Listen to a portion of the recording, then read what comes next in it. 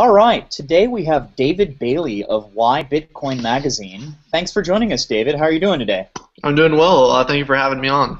Yeah, absolutely. So talk to us a little bit about YBitcoin and why it is that you chose to get it all started. Yeah, so I guess the best place to start is that now officially we're BTC Media. So YBitcoin is one media product that we have under the BTC Media family of media assets.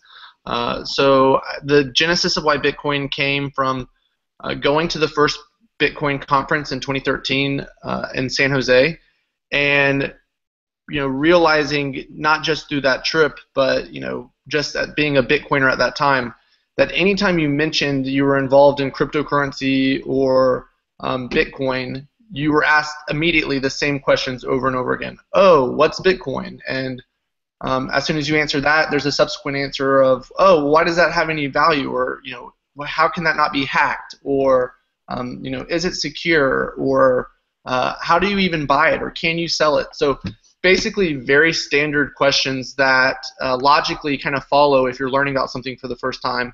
And every single person you told you were involved in Bitcoin asked these same questions. So out of frustration, we printed a magazine that basically summarized the answer to those and concisely and credibly and professionally answered it. So that way, if someone asks you this question, instead of having to engage them in like an hour-long conversation, you can give them like a short 2-minute pitch, hand them a magazine, and say, oh, you can read all about it in this, in YBitcoin.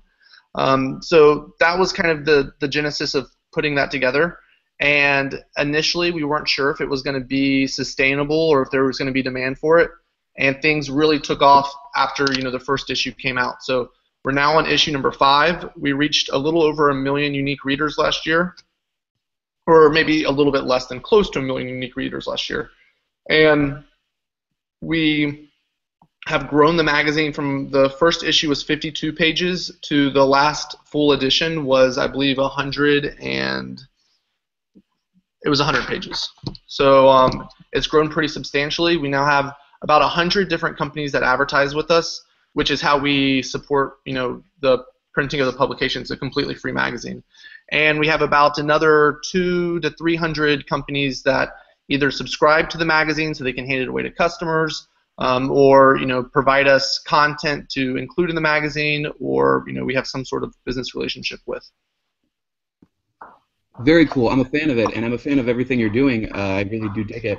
The question I have is, what exactly is your goal as far as like your main messaging, and not just that, but your longer-term goal? Maybe for 2016. What are you seeing in the future, the distant future, not just even the near future? Yeah, so our number one goal is to spread awareness and education about Bitcoin. And we want to, spreading awareness and adoption means branding Bitcoin in a really positive way. So our goal has been to reach, to try to reach the audiences that and reader that is not going to be the first person necessarily to know about Bitcoin traditionally, or the most cutting edge technology, but is the type of person you need their support for it to really catch on as a mainstream technology. So YBitcoin targets C-suite executives, high net worth individuals. Our readership skews a little bit older than your general crowd of Bitcoiners, and we are really trying to provide content to people who are in their 40s or in their early 50s who are trying to get a grasp and understanding of why Bitcoin is important and how they can get involved in it. So our short-term goals and our long-term goals are really the same: to brand Bitcoin in a positive way, and to grow Bitcoin from kind of its garage stage to the first billion users. So even today, as far as Bitcoin has come, 99.9% of people that will be using Bitcoin on a daily basis have not started using it yet.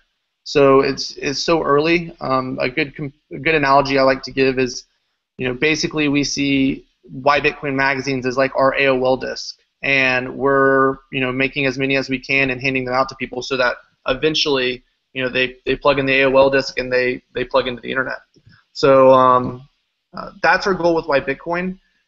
to kind of keep with that message of high quality content and promoting Bitcoin in a positive way, we actually created a new company called BTC Media, which YBitcoin is one subsidiary of, and BTC Media will be acquiring and launching several new brands, all that target a different niche audience and kind of gives the same YBitcoin style and quality of content.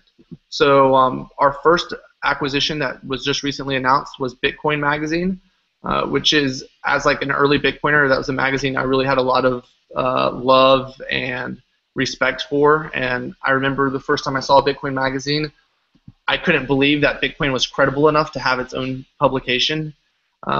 So, we've taken over Bitcoin Magazine. We kind of have it on, I'm not going to say life support at the moment, but we're basically publishing one article a day on the website.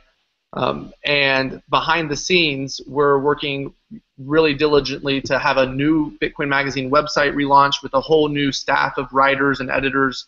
And we're really trying to produce a Bitcoin Magazine that is the #1 source of high-quality information in the space, specifically targeting on news. Because with YBitcoin, we had people all the time sending us time-sensitive information to publish, and it makes no sense to put time-sensitive content in a print magazine that's going to be in circulation for 5 years. So it just was a natural progression for us to get an online news desk like Bitcoin Magazine, where we can publish this content and have breaking information, and we're keeping it pretty close to our chest, the feature set that we're going to be rolling out. But the website is built completely from scratch. It's built on our own technology. It's highly customizable, and we have some really cool things in the works and plan that I think will make BitcoinMagazine.com the most engaging Bitcoin site out there. I guess one feature I'll leak out real quick that I am really excited about is I'm a huge fan of The Guardian. Whenever there's a breaking news story somewhere happening in the world, where they do a live blog of what's happening, and that's something that we're going to be excited to roll out as well. As if the price is cratering and you really don't know what's going on, you can come to BitcoinMagazine.com and see a live blog with our professional and kind of expert contributors weighing in real time in the live blog, and kind of have someone to hold your hand through the experience. David, with all these new subsidiaries coming on, can you tell us a little bit about your strategy for bringing on great writers and great content, and your strategy for producing that and meeting all the different needs of the different markets for Bitcoin, basically? So you have obviously YBitcoin, sort of the older audience, maybe Bitcoin Magazine, some of the younger, hipper tech audience. How do you go about finding your authors and finding your content for the most engaging effect? Yeah, so that's a good question. One of the things we do is we just reach out to Bitcoin experts in the community that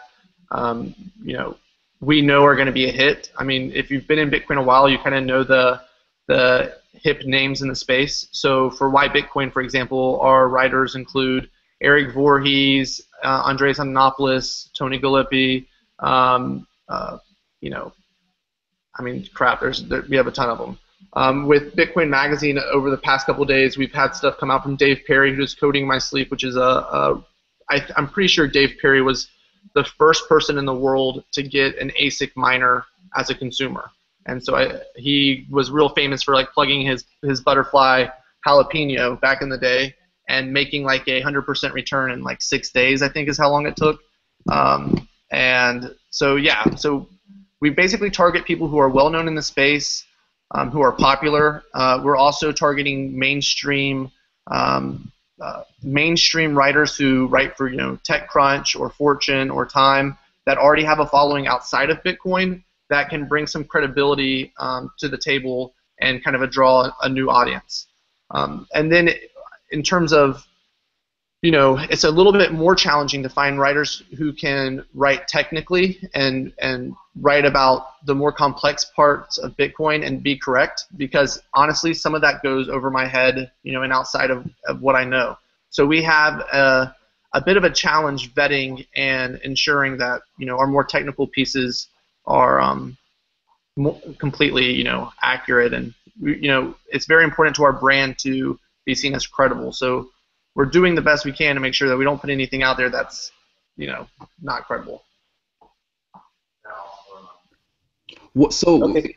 as a follow-up to that, and as far as like credibility and article sourcing, I know that's an issue other outlets have had.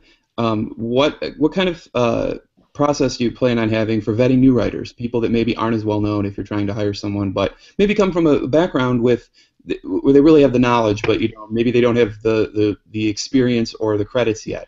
What exactly would be your process to go through and ask them, why are you doing this? What do you want? What do you want to get out of this? How do you know that they're going to be credible? Yeah, so basically that. I mean, we would set up an interview. They would have to have some portfolio of work to show us. We'd get our editor to sit down with them and vet them from just a writing perspective. And then, if it's something, if the content was something that was a little bit over my head, I would track down someone who knows what they're talking about and have them vet it. But honestly, we keep a pretty tight rein, and we try to err to the side of caution. So if someone doesn't really have a track record who's trying to break into the scene, starting with us may not be the best place to start building that career immediately. So talk to us about some of the more exciting things that you think have happened in the past couple months. Obviously, we've had a number of news stories. Take your pick. What would be your top one or two news things that you've covered? All right. Well, we've only had Bitcoin Magazine for about 5 days, so things that we've covered maybe is not the best answer. If I had to give two announcements or two things that have happened in the past several months that I think are the most exciting, one would be BitPay signing Microsoft to accept Bitcoin. Definitely. When I first got into Bitcoin, that happening was considered total lunacy. That would never ever happen. And you were just instantly not credible if you tried to say that Microsoft was going to one day accept Bitcoin. The applications that Microsoft how they could use Bitcoin are probably what's most interesting, because I think they're going to set the example of how a large corporation can use digital currency to grow their business overseas. And I really look forward to seeing Microsoft allowing people to load up and fund their Xbox Live account straight from South Sudan or something like that. So it's really going to just enable whole new markets for tech companies that really aren't limited to where they can operate beyond where customers can pay for their service. So I think that's huge. I was at CES just a month ago, and the credibility of Bitcoin amongst tech companies to start accepting it was just at a whole nother level. People follow the leaders, and as soon as Microsoft made this announcement, every other tech company in the space said to themselves, we have to take Bitcoin seriously. You may not end up accepting it, and you may not like it, but you have to at least take it seriously, because the top three biggest name in tech just did. The other big announcement, which I don't know if you guys will appreciate this one as much, is Coinbase going really a series of announcements from Coinbase.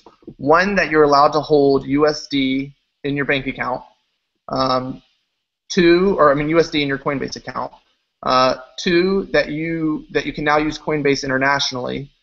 Three, that you can your money that is stored with Coinbase is insured up to a certain dollar amount.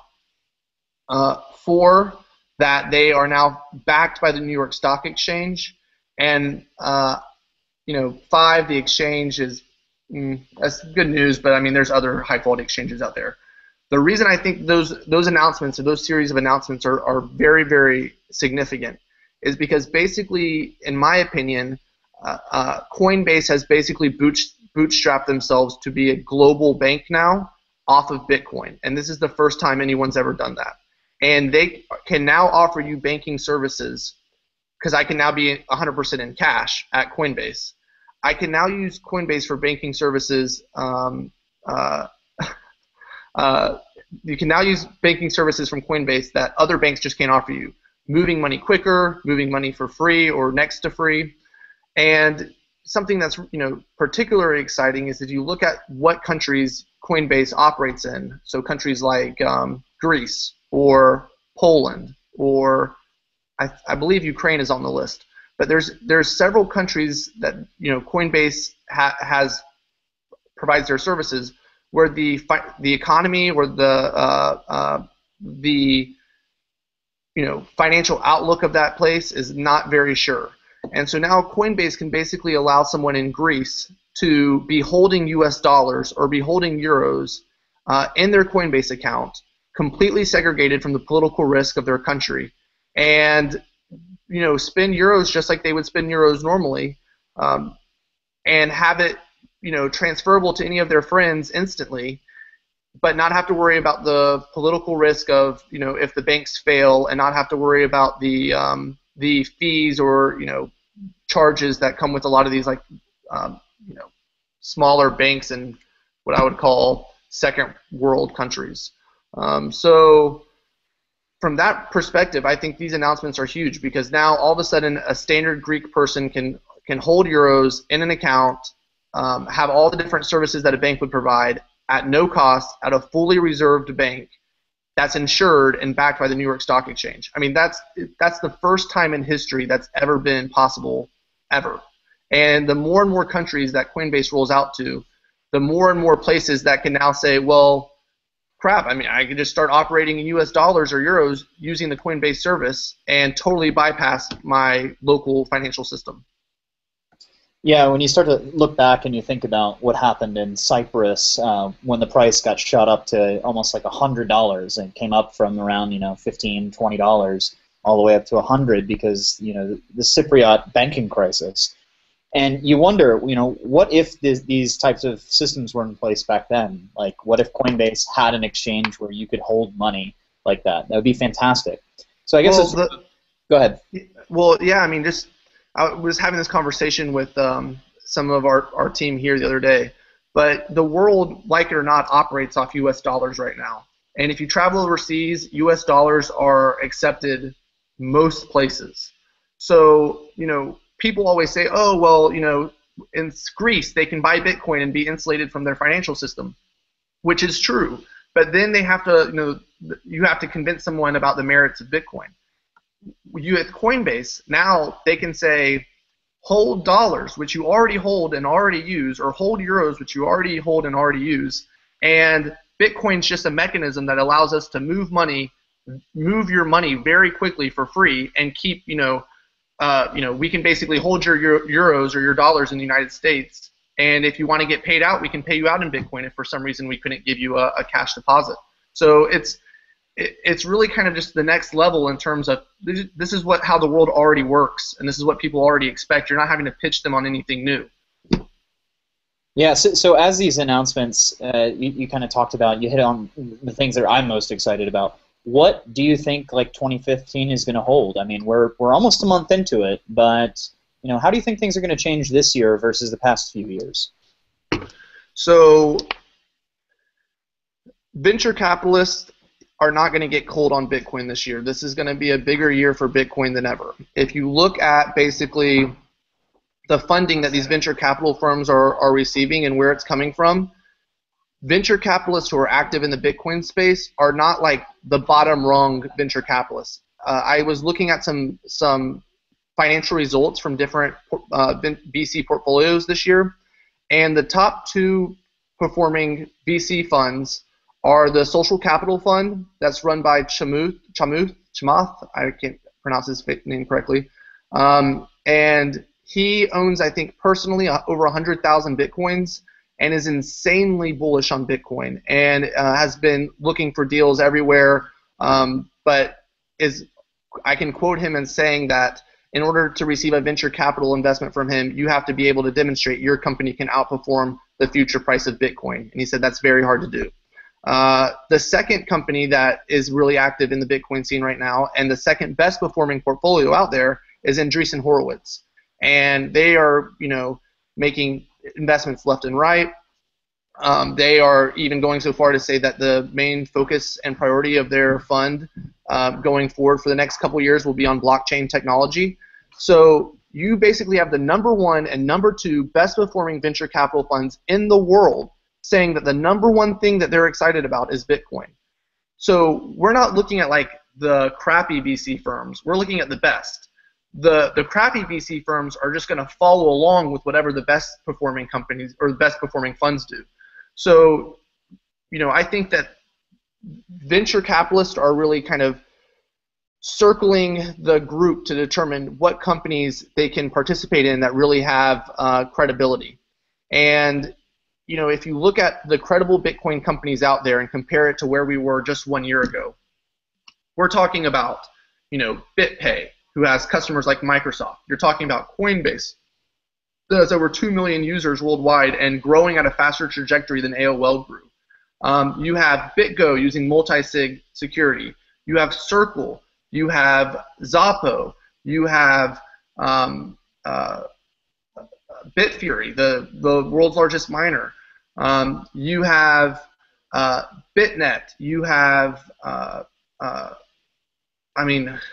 there's so many of them, it's like ridiculous to compare today to a year ago and the quality of companies that are out there in the space. So I think you're going to see that continue this year. And from a venture capitalist perspective, once you understand Bitcoin, it's just too hard to say no to. I mean, you're basically making an investment that could, become the key part of the global financial system. So it's like seeding Bank of America or something like that, or maybe even more valuable than that. So I think you're going to see more venture capital deals. I think you're going to see more money come into the space. And at a certain point in time, from a venture capitalist perspective, like let's say I'm Andreessen Horowitz and I have 15 or 20 different Bitcoin funds or Bitcoin investments, and I'm trying to figure out how to make those investments blow up in value. Well, at a certain point, it's smarter for me to just buy Bitcoin and cause the price of Bitcoin to go up and drive adoption and drive interest. And then all of a sudden, all 20 of my companies that I've invested into have now just blown up in valuation overnight. So if you're really trying to leverage the price of Bitcoin as a venture capitalist, you start by making a whole bunch of investments that are, don't impact the price very much. And then you take $50 million or $100 million and go blow the price of Bitcoin up and cause another bubble. And so I think we see more investments on that front. I think we see continued user growth, which I think is really important because in the past, user growth has almost been completely dependent on the price of Bitcoin. And now because of services like Coinbase, we're going to see organic growth of Bitcoin companies beyond what's happening with the price. And I think we see more and more big name retailers and merchants accepting Bitcoin because literally, companies like BitPay make it where there's absolutely no risk. I mean, the only reason you're not doing it is because at this point is because you're ignorant of why you should be doing it. In addition to that, it is a little bit skewed with the future in 2015. What's your opinion of all the altcoins? Do you think there's any that have any value? And I don't mean economic value, but I mean as experiments, as features that could be built into Bitcoin, anything like that. Are there any of them that impress you in any way? There are a handful. Every time a new coin comes out that has something unique about it, I always speculate by buying a handful. So I think 99.9% of what's out there is junk. I think that some projects are extremely ambitious, and I hope they succeed, but I also think there's a lot of unknown variables for some of them. And then there are some that I just think are, I don't know if they have a future or not, but I do think they're innovative. I think proof of stake is innovative. I think, some of these script coins are going to have a very rough time this year, though. I definitely think Ethereum is innovative. I do think it's very ambitious. I think that a lot of the different projects built on top of these coins are very cool, but like for example, Augur that you're working with, Tony. It's a sick idea. It really is something that has a bright future, but it is relying on whatever the underlying technology that it's using. So probably the coin that I've gotten most excited about over the past couple days or past week or so from talking to our CTO is just really kind of thinking through the different ramifications of Namecoin and what could be done with that. So I do think there are some unique alts out there, but for the most part, I spend my time thinking and focusing on Bitcoin. So, David, we often hear that the print industry is in decline, but BTC Media and YBitcoin are very clearly on the ascendancy. What I'd like to know is how you think blockchain technology and all this decentralized technology is going to impact not necessarily just the print industry, but media in general. Have you thought about this and considered how it's going to impact your work and the work of your colleagues? Yeah, so just I guess the first thing there is that you're right. Print media is definitely on decline, and it's going to continue to be on decline. We are the media assets that we're acquiring and we'll be announcing. None of them are in print. The only reason why Bitcoin is in print is because basically the marketing strategy that we have for it is a coffee table type approach. We call it push marketing, and to do that, it has to be in print. There's just no other way to do it. So, I 100% agree that print media is on the decline for a whole host of reasons. Now, how blockchain technology can affect media? That's a good question. I don't really know. There is a lot of speculation about how tipping and micro tipping will affect media going forward, and we have played with some ideas internally about how you could do tipping a different way instead of making tipping something that is suggested. It's something that is automated from a centralized standpoint. But I don't really know. We don't really have many censorship issues in the States. I imagine that in some of these developing countries, blockchain technology, there's a lot it can do to help with censorship issues. Did I answer the question? I don't know if I did. Yeah, No, that's a great answer. Absolutely. Go ahead, Tony. Yeah, absolutely. I think that with censorship issues, you're right. It's a lot less of a big deal here, but it is something that I think a lot of folks want to be concerned with in general, just because of the nature of Bitcoin, and how many things it can rattle. Even though I think in the end everyone will be really happy with the results. With that all being said, is there something that people will say to you when you tell them what you do? Or do you get a lot of responses that are like, why would you go into that? That doesn't have a future. Because that's still a mindset of a lot of people. And, how do you respond to that in general? The first thing I say is, well, do you know much about Bitcoin and how it works? And generally speaking, and when I say generally, I would say every time someone says something like that, they have no idea how Bitcoin works. I have yet to meet a credible skeptic of Bitcoin. And I have been to over 40 Bitcoin conferences, both mainstream financial conferences and mainstream tech conferences and Bitcoin conferences, and I have yet to meet a single person who has a credible argument for why digital currency and Bitcoin is not the future. I mean, I've heard all sorts of criticisms of Bitcoin, but I have yet to hear, one reason, why those criticisms are so valid that Bitcoin has no chance of succeeding. So I mean, generally speaking, I guess to directly answer your question, I'll just start walking someone through the potential use cases of it, and once you start kind of opening someone's eyes to it, they very quickly understand the power of it. Makes sense. I think it's the same thing on our end. I mean, and by our end, I mean through everyone in the podcast that discusses this with some other issue. And I think James had a question, so I'm going to let him go ahead. Yeah, so speaking of all that, with education, we generally tend to dispel a lot of these objections to Bitcoin. What do you think are the greatest obstacles to educating people? What are the greatest obstacles to increasing their understanding forward? How do you think YBitcoin's going to address that, really? Yeah, so the biggest issue is just making people care. In the United States, a lot of people just don't care, and they don't really want to take the time to care. The way that you make Bitcoin education important for them is you make Bitcoin do something that they want to do, and then they're going to learn the basic amount in order to be able to do that thing. So the perfect example is a car. Most people don't care how an engine works, and you're never going to be able to convince them to learn the physics behind how an engine works. But if people want to get somewhere really badly, they will take the time to figure out that you need to turn the key to the car, you need to put gas in the tank, so that you can kind of accomplish what you want. So, I think that the number one kind of barrier to education is having the applications out there that that drive people to want to know more. And then the challenge is to us to have that content ready for them as they come looking for it.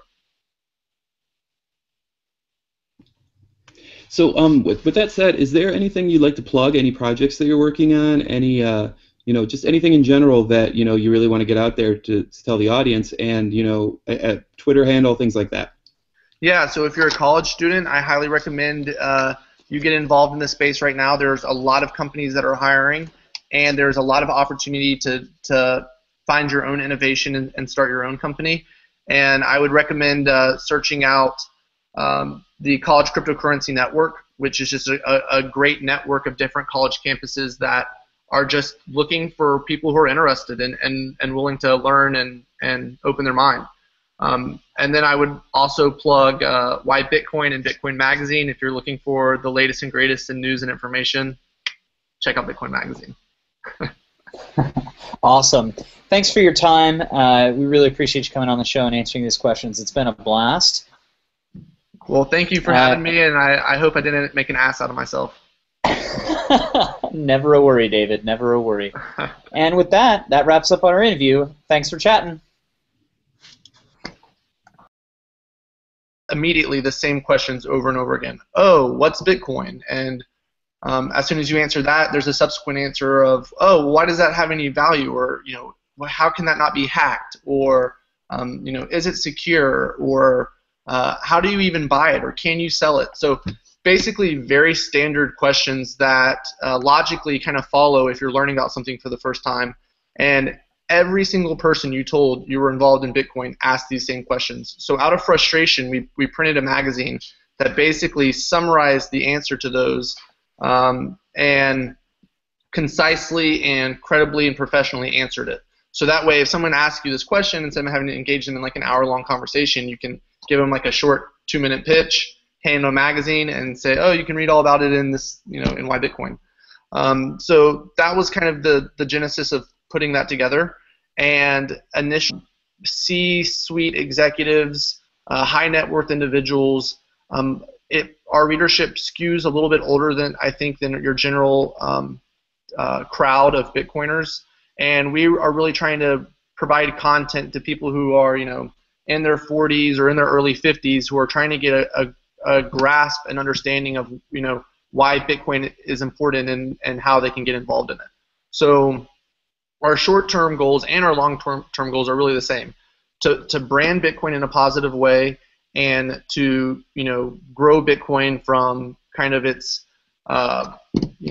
garage stage to the first billion users. So even today, as far as Bitcoin has come, 99.9% of people that will be using Bitcoin on a daily basis have not started using it yet. So it's so early. We weren't sure if it was going to be sustainable or if there was going to be demand for it, and things really took off after the first issue came out. So we're now on issue number 5. We reached a little over 1 million unique readers last year, or maybe a little bit less than close to 1 million unique readers last year. And we have grown the magazine from the first issue was 52 pages to the last full edition was, I believe, 100 pages. So it's grown pretty substantially. We now have about 100 different companies that advertise with us, which is how we support, the printing of the publication. It's a completely free magazine. And we have about another 200 to 300 companies that either subscribe to the magazine so they can hand it away to customers, or provide us content to include in the magazine, or we have some sort of business relationship with. All right, today we have David Bailey of YBitcoin Magazine. Thanks for joining us, David. How are you doing today? I'm doing well. Thank you for having me on. Yeah, absolutely. So talk to us a little bit about YBitcoin and why it is that you chose to get it all started. Yeah, so I guess the best place to start is that now officially we're BTC Media. So YBitcoin is one media product that we have under the BTC Media family of media assets. So the genesis of YBitcoin came from going to the first Bitcoin conference in 2013 in San Jose, and realizing not just through that trip, but just at being a Bitcoiner at that time, that anytime you mentioned you were involved in cryptocurrency or Bitcoin, you were asked. Very cool. I'm a fan of it, and I'm a fan of everything you're doing. I really do dig it. The question I have is, what exactly is your goal as far as like your main messaging, and not just that, but your longer-term goal? Maybe for 2016. What are you seeing in the future, the distant future, not just even the near future? Yeah. So our number one goal is to spread awareness and education about Bitcoin, and we want to, spreading awareness and adoption means branding Bitcoin in a really positive way. So our goal has been to reach, to try to reach the audiences that and reader that is not going to be the first person necessarily to know about Bitcoin traditionally or the most cutting edge technology, but is the type of person you need their support for it to really catch on as a mainstream technology. So YBitcoin targets